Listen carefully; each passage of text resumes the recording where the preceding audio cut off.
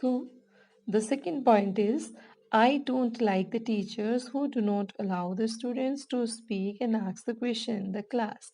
I would like to have a teachers with democratic environment or temperament. Now, if any student in the class and it is depending on the teacher because teacher make the class democratic or undemocratic means you have to remember this point, that is democratic and undemocratic. If teacher is providing freedom to all of asking the question, what will happen? The class will be democratic. If teacher is not providing the freedom, the class will be undemocratic.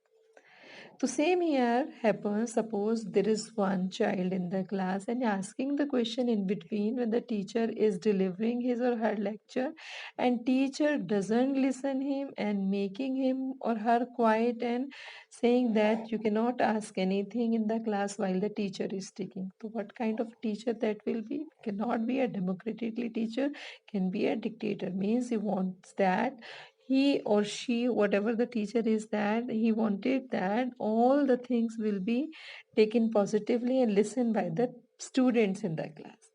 So I would like to have the teacher with democratic temperament. Means generally it is not in a way of undemocratic, means people want, students want there should be a healthy class based on some rule regulation, means everyone is having right to ask the question in between.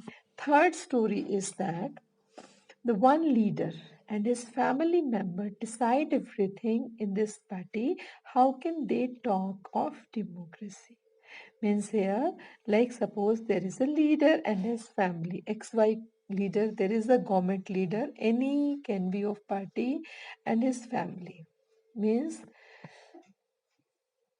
that decide everything, means they decide, they make the plan, rule, regulation, planning, whatever is taking place is taking only whatever, means they think it is right, but it doesn't happen.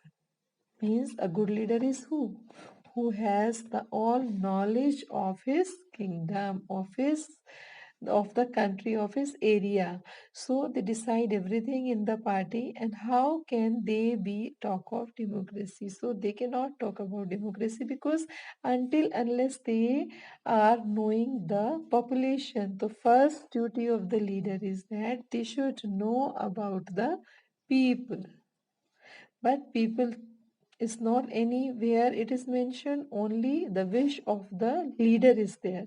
So how it will be? It will be undemocratic. So these ways of using the word democracy go back to its basic sense of method and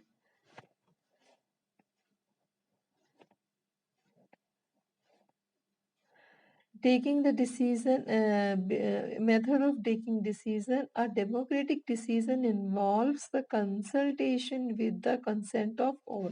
Consent of all means the wishes of all.